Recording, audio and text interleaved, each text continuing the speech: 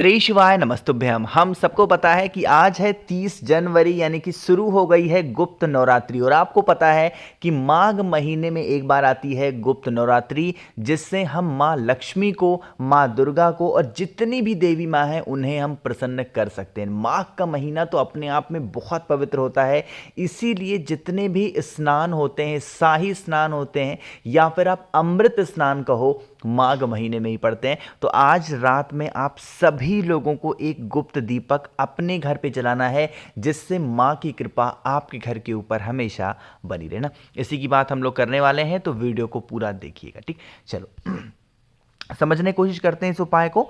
Screen पे आप सभी को दिख रहा होगा यहाँ पे एक छोटा सा दिया। ठीक है, आपको क्या करना है, कोई भी दीपक लेना ही नहीं। आप कहोगे भैया दीपक नहीं लेना है तो दीपक लगाएंगे कहाँ पे? देखो, मैंने क्या बताया है कि इस उपाय का नाम है गुप्त दीपक। क्या नाम है इसका? गुप्त दीपक। तो आप सभी को क्या करना होगा, ऐसे कोई दिया लेना, उस दीपक के अंदर आपको क्या डालना है, घी डालना। लेकिन आपको दीपक अपने घर से लेकर के नहीं जाना है। फिर जो दीपक देवी माँ के सामने पहले से जल रहा हो, मेरी बात समझिएगा, जो दीपक पहले से देवी माता के सामने जल रहा होगा, उसी दीपक के अंदर आपको घी डाल देना है या तो आपको तेल डालना है। मेरी बात समझिएगा।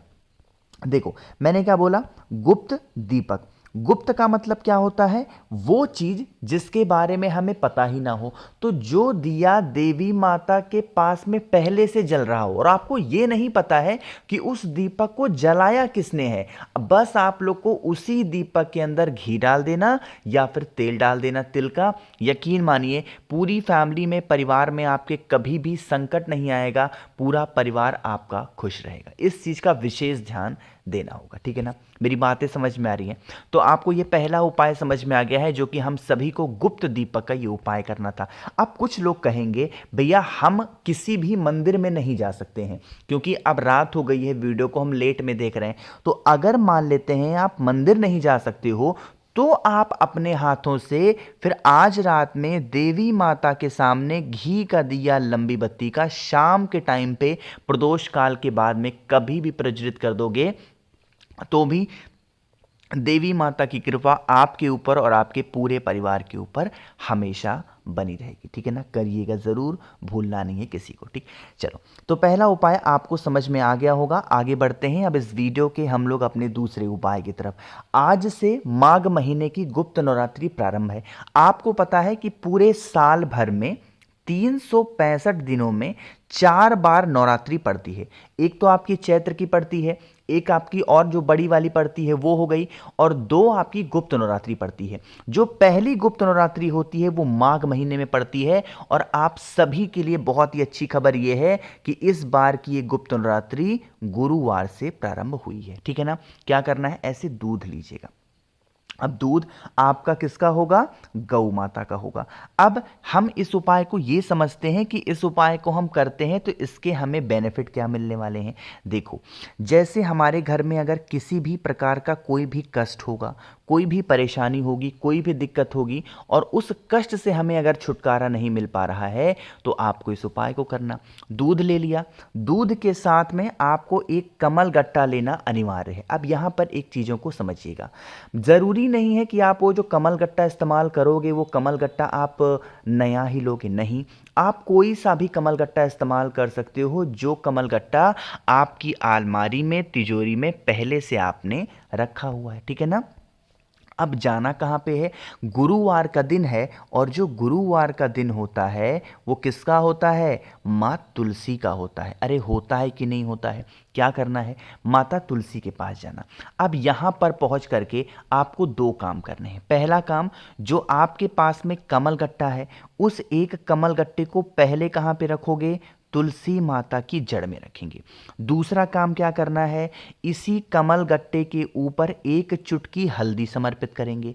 जब आप कमल गट्टे के ऊपर हल्दी को समर्पित कर रहे होगे, तो आप सभी को ओम नमो भगवते वासुदेवाय, फिर से बोल रहा हूं, भगवान हरि का सबसे बड़ा मंत्र माना जाता है ओम नमो भगवते वासुदेवाय के नाम से कमल गट्टे के ऊपर एक चुटकी हल्दी रखना और फिर आप सभी लोगों को उसी हल्दी के ऊपर जो दूध आपने लिया है उसको समर्पित करेंगे, अपने परिवार के कष्टों को दूर करने के लिए, अपने घर की समस्याओं को दूर करने के लिए। ठीक, दूध समर्पित करने के बाद में फिर आप 1 लोटा जल भी जरूर समर्पित करेंगे और अगर आपकी इच्छा हो तो तुलसी माता की 7 परिक्रमा भी जरूर कर लेना। गुरुवार के दिन तुलसी माता की जड़ में जल जरूर समर्पित करना चाहिए, इस चीज का विशेष ध्यान देना होगा। ठीक है ना, करिएगा जरूर सभी लोग। तो यहां पे हम लोगों ने 2 उपाय की बातें कर ली हैं।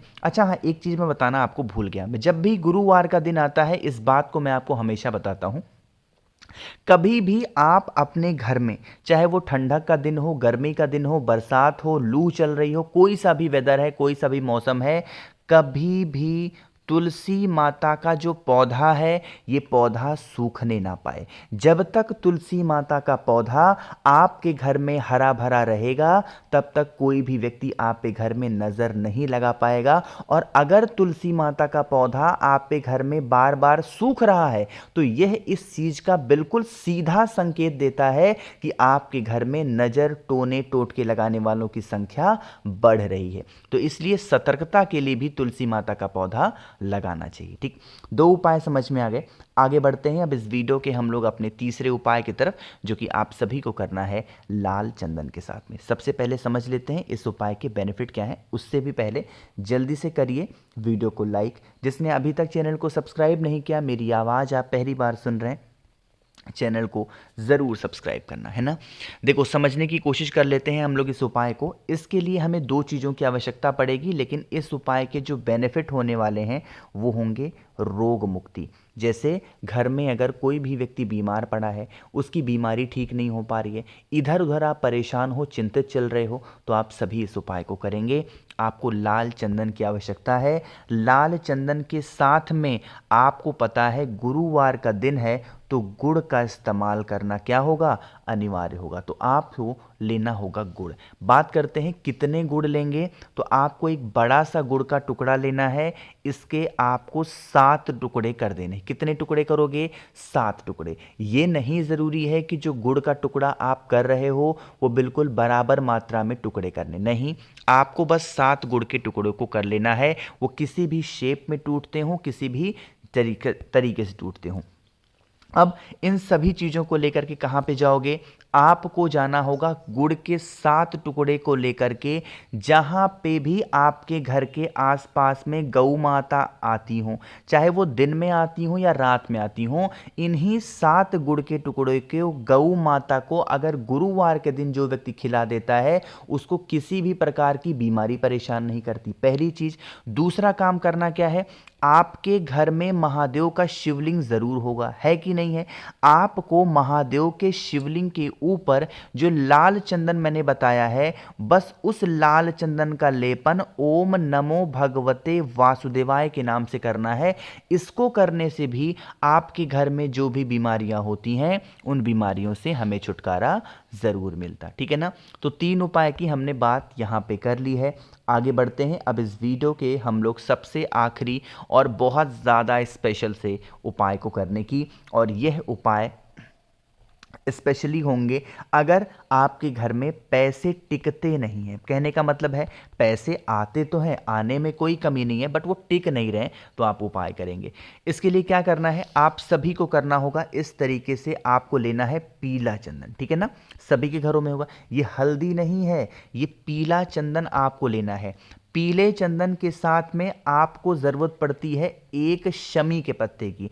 अगर शमी का पत्ता आपको नहीं मिलता है तो शमी के पत्र के स्थान पे 7 चावल का दाना लेना। या तो एक शमी का पत्ता ले लो, या तो 7 चावल के दाने ले लो, उसको पीला कर लो, और पीला करने के बाद में जो शमी का पत्ता आपने लिया है उसको समर्पित करेंगे। ये जो बिल्कुल एंड पॉइंट दिख रहा है महादेव के शिवलिंग के ऊपर, जहां से जल गिरता है यहाँ पे। और अगर आपने शमी का पत्ता नहीं लिया है तो जो चावल के दाने आपने लिए हैं उसी जो पीला चंदन होगा उसी में गीला कर करके आपको माता अशोक सुंदरी के स्थान पे समर्पित करके और फिर आप सभी को 1 लोटा जल समर्पित करना है श्री शिवाय नमस्तुभ्यम का जप करके। यकीन मानिए अगर इस उपाय को आप पूरी सच्ची श्रद्धा और विश्वास के साथ करते हैं तो आप पे घर में देवी माता की कृपा हमेशा बनी रहेगी, ठीक है ना। मैंने कोशिश की है आप सभी को हर एक चीज़ों को अच्छा समझाने की। वीडियो पसंद आई हो तो लाइक करिएगा। कुछ पूछना है, नहीं समझ में आया, नीचे कमेंट सेक्शन में पूछें। और मेरे जितने भी भाई बहन आवाज़ आज मेरी पहली बार सुन रहे हैं, चैनल को ज़रूर सब्सक्राइब करेंगे। श्री शिवाय नमस्तुभ्यम।